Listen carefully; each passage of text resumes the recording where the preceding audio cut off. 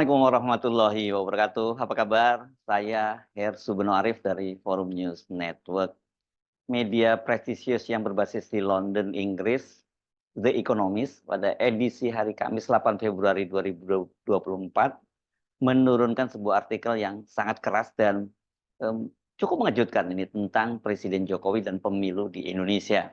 Saya sebut mengejutkan karena judulnya itu sangat menohok.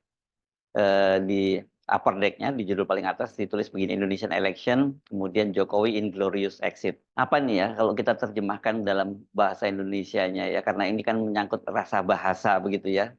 Bahasa itu kan rasa ya.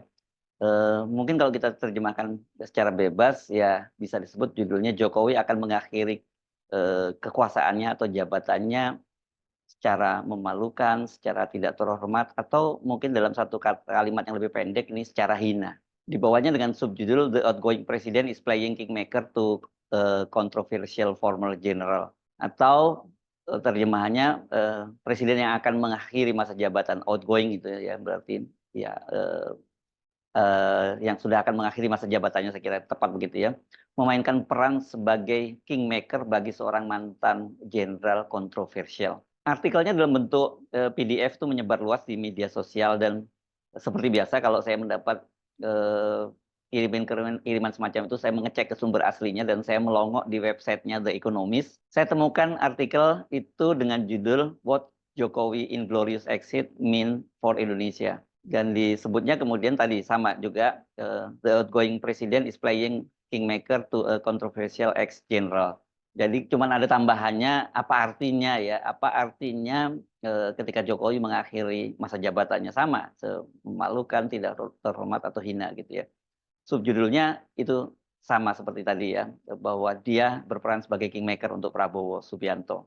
Artikel ini masuk kategori op-ed atau opini editorial. Jadi merupakan sikap resmi redaksi dalam menyikapi sebuah peristiwa atau policy redaksional. Kalau di Indonesia ini dikenal sebagai sering apa ya, ada nyebutnya editorial, ada nyebutnya juga sebagai tajuk rencana.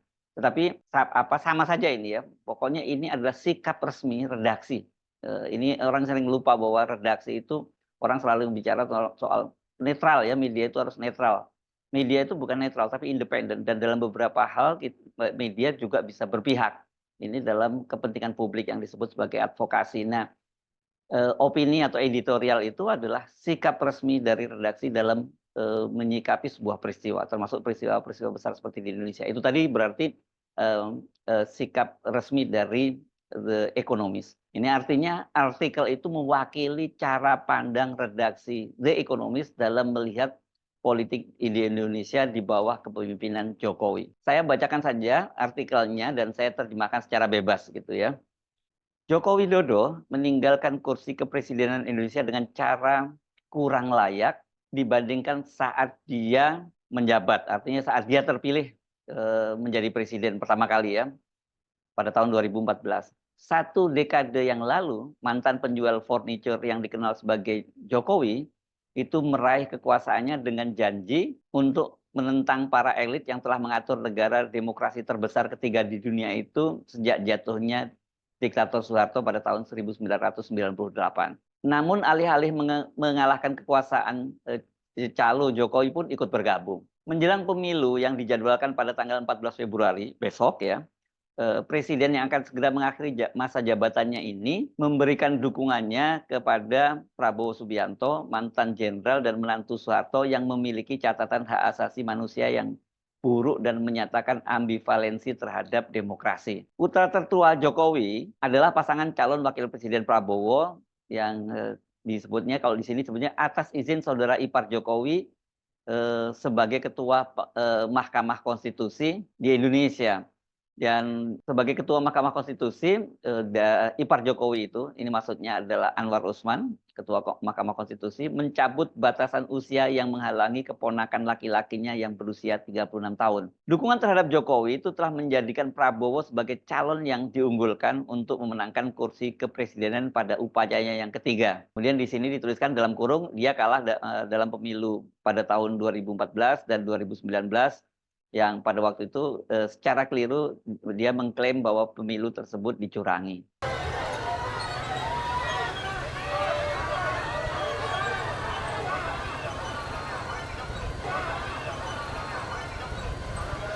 Saingan utamanya Anies Baswedan dan Ganjar Pranowo, keduanya mantan gubernur yang kompeten, mengklaim berbagai kegiatan kampanye mereka telah diganggu atau dibatalkan oleh pejabat setempat yang dikendalikan oleh pemerintah pusat. Yaitu karena ekonomis menyebutnya begini, menggunakan kalimat shadow official, pejabat bayangan gitu ya. Hal ini merupakan pertanda yang mengkhawatirkan bagi Indonesia dan merupakan akhir yang tidak layak bagi masa jabatan Jokowi. Meskipun dia tidak berhasil mewujudkan pertumbuhan ekonomi pesat sebagaimana yang dijanjikan, pengelolaan ekonomi yang dilakukan oleh Jokowi telah membantu Indonesia menjadi salah satu negara dengan kinerja ekonomi terbaik dalam beberapa tahun terakhir. Terbaik itu dalam pengertian bukan the best, tapi ini the best among the worst ya. Kerentanannya terhadap penguatan dolar dan pergeseran aliran modal global pernah menjadikan Indonesia ini sebagai anggota Fragile Five atau 5 negara yang rentan di pasar negara berkembang. Berkat pengelolaan yang hati-hati, keuangan publik menjadi lebih baik dan perekonomian menjadi lebih stabil. Indonesia telah tumbuh sekitar 5% per tahun dengan cukup konsisten. Infrastruktur yang dirombak dengan penambahan ribuan mil jalan raya dan kereta api, paket reformasi yang disahkan tahun lalu meringankan pembatasan investasi asing dengan mendesak perusahaan-perusahaan untuk mengolah nikel di dalam negeri.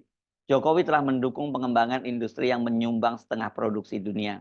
Tata kelola yang lebih baik telah berkontribusi antara lain terhadap penurunan deforestasi yang merajalela yang telah lama menjadikan Indonesia salah satu penghasil emisi gas rumah kaca terbesar. Kebijakan luar negeri tradisional Tiongkok yang non-blok telah menempatkan Amerika dan Tiongkok dalam banyak masalah. Prabowo telah berjanji untuk melanjutkan sebagian besar kebijakan Jokowi sehingga meyakinkan investor. Mereka terlalu berpuas diri, kemajuan dicapai baru-baru ini terjadi terlepas dari naluri otoriter dan khayalan glorious ya. Ini keagungan dari Jokowi yang tampaknya akan ditiru oleh Prabowo. Mantan jenderal tersebut, maksudnya Prabowo, mendukung skema besar yang dilakukan oleh Jokowi untuk membangun ibu kota baru senilai 34 miliar US dollar di hutan hujan Kalimantan. Ia tampaknya ingin memperluas kebijakan proteksionis nikel yang hanya akan membuahkan hasil permintaan logam tersebut tetap tinggi ke sektor-sektor yang kurang menjanjikan. Ternoda oleh dugaan pelanggaran yang dilakukan pada era Soeharto, ini yang pernah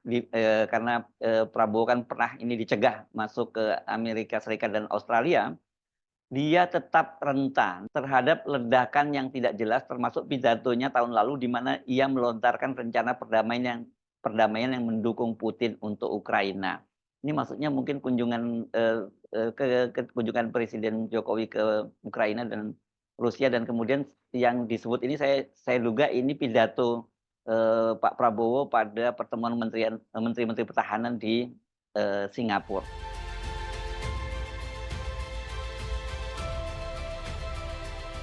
Dukungan Jokowi terhadap Prabowo dilaporkan telah mengasingkan rekan-rekan teknokratis Presiden termasuk Menteri Keuangan Sri Mulyani Indrawati yang berada di balik sebagian besar kemajuan yang dicapai oleh pemerintahannya Jokowi. Kemenangan Prabowo tidak berarti akhir dari politik liberal di Indonesia. Kemajuan yang telah dinikmati oleh 200 juta pemilih mungkin akan membuat mereka lebih menuntut di masa depan. Meskipun demikian, kronisme yang terlihat jelas dalam kampanyenya sangat mengecewakan. Kehadiran Jokowi pada tahun 2014 merupakan sebuah angin segar. Namun, kegagalannya memperkuat demokrasi di Indonesia bahkan ketika perekonomian sudah diperkuat, hal ini meninggalkan dampak buruk. Itu terjemahan saya secara bebas terhadap artikel dari The Economist tadi. Sekali lagi tadi itu adalah opini atau editorial dari The Economist. Kendati tentu saja kalau kita baca tadi banyak bias cara pandang Barat yang liberal dan menganut pasar bebas, namun setidaknya kita itu bisa mendapat gambaran bagaimana sih masyarakat dunia internasional itu memandang Indonesia.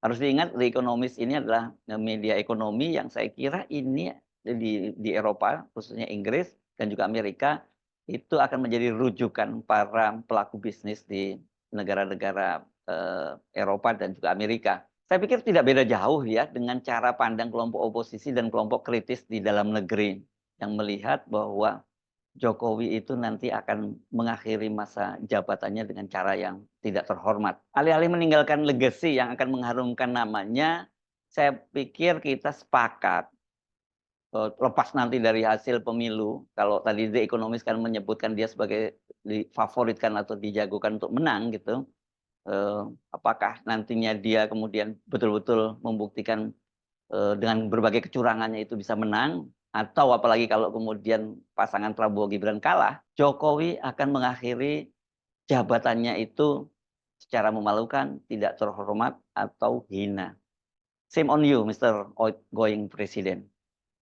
Saya Arif dari Forum News Network. Sampai jumpa lagi. Wassalamualaikum warahmatullahi wabarakatuh.